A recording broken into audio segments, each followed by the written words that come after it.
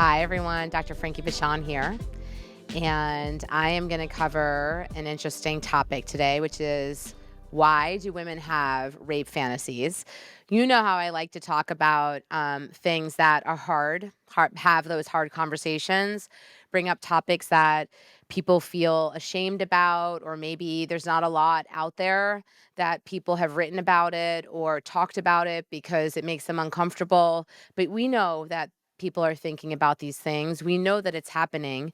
So why don't we just talk about it? Why don't we gain better understanding so that we can be more accepting and loving towards one another and recognize there's a range and there's a spectrum and we're unique as human beings and we have lots of interests and curiosities and not everybody is the same.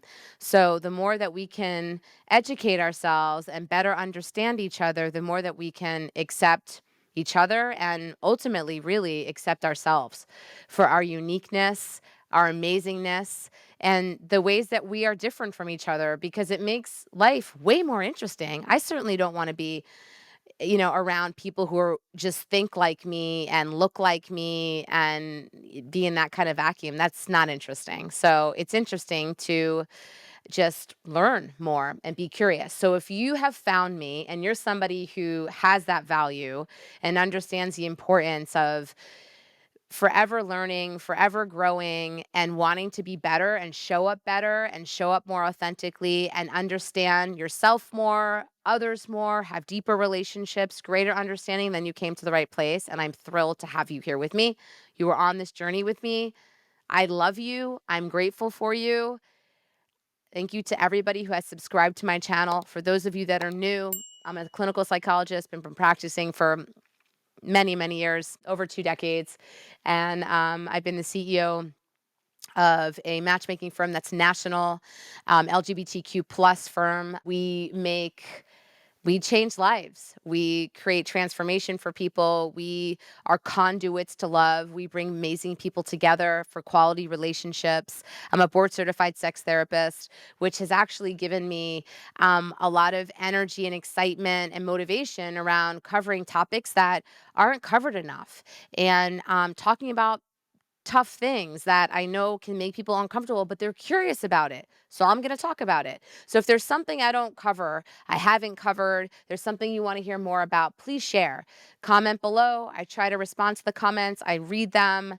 I'm grateful for all of them. Any energy that you put out in support of what I do, I take really seriously, and I so value you, and I value what you contribute to the energy in what we create here together. So thank you. And with all of that said, I'm going to go ahead and shift and jump into why do women have rape fantasies? Role play is a fairly common and approachable way to spice up the relationship, but some fantasies and role play scenarios are riskier and more challenging than others. Rape fantasies deal with an endemic and devastating example of real life violence and are also fairly common. What do we make of the ubiquity of rape fantasies, and how can one engage with them safely and ethically with a partner if they should choose to? Why rape fantasies are common yet controversial.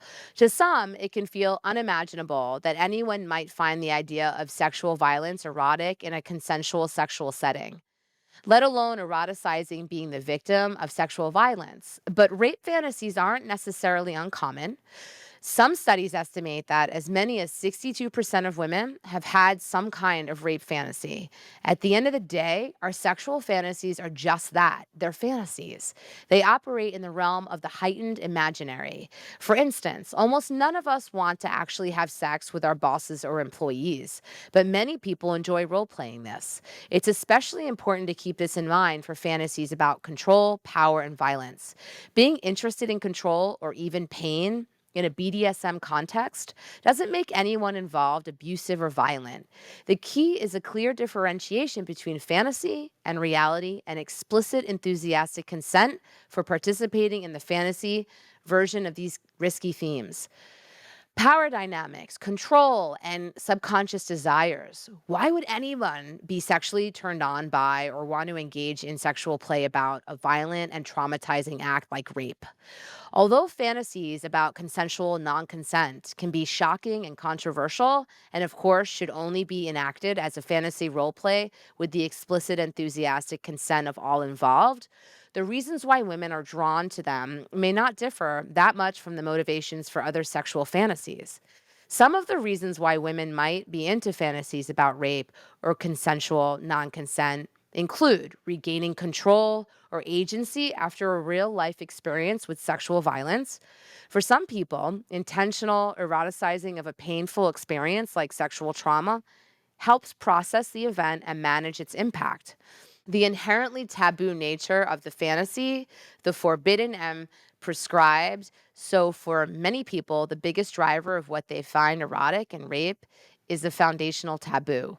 Eroticizing a level of passivity or giving up control, perhaps abdicating some level of responsibility for the more stigmatized or ultra-sexual experiences they do want to have by fantasizing that someone else is making them participate in them. Because we all developed in the context of some degree of rape culture, many of us have been exposed to the idea that someone wanting to sexually assault us is a reflection of how desirable we are, that they can't help themselves, even if we now know intellectually that this is false. Rape is a reflection of an impulse to cause harm, not sexual desire. It may still feel gratifying or flattering to play act for this reason. Why consent is key in safe exploration. Consent is a non negotiable factor in any sexual experience, whether it's with a new casual partner or as part of a relationship of many years. It's arguably even more important to establish when you're playing with ideas of non consensual sex. How do you make sure what's happening is something everyone wants when the idea is for it to feel like something they don't want? One important concept to the idea of consensual non consent is the use of a safe word. If you are playing with consensual non consent, many of the things that would normally stop a sexual encounter instantly, like saying no or trying to fight someone off, might actually be desirable or mean that the encounter is going well. So, how do you let someone know if you actually want things to stop? Using a safe word, an agreed upon signal that means everything stops and the encounter is paused, allows you to yell no or stop or otherwise fully inhabit the fantasy fully while knowing that you have an emergency brake you can still pull if you need to. Additionally, a safe word is important to communicate comprehensively ahead of time. While you don't need to fully choreograph your scene unless you want to, knowing what activities or experiences are or aren't desirable and what part of the fantasy appeals to you will help your partner make sure it's something you enjoy and is within the range of what you've consented to. Communication, boundaries, and role play tips. Exploring rape fantasies or consensual non consent with your partner can feel exhilarating, and it can also feel scary.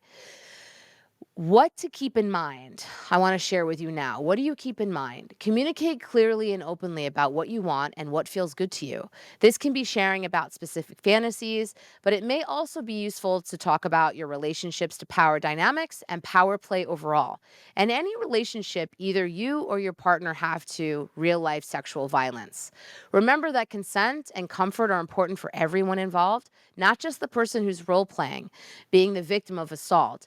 Risky scenes like consensual non consent can be triggering and difficult for the top in the scene as well. It's important to discuss comfort levels for both of you and know that the top may need to have a safe word as well, and that's totally fine. It's helpful to clarify exactly what kind of fantasy or level of role play you're both interested in. Some people are imagining a full on immersive role play of an attack by a stranger that would involve pre planning and choreography. On the other end of the spectrum, playing with consensual non consent might look like pretending to playfully batting away at your partner or having completely consensual vanilla sex while you whisper a collaborative rape fantasy in each other's ears. Explore the full range of what you might be interested in with a partner and notice what feels exciting to you and what doesn't. And make sure to close by clarifying on both sides what you want to actually try and what feels good strictly as a fantasy. And go have some fun sex, right? Go enjoy exploring, being creative, and know that again, this is all normal. And as long as we have safe words, we're doing this safely, we're having conversations, we're communicating, we're setting appropriate boundaries, let's enjoy ourselves. Kisses, hugs. See you later, everyone. See you next week.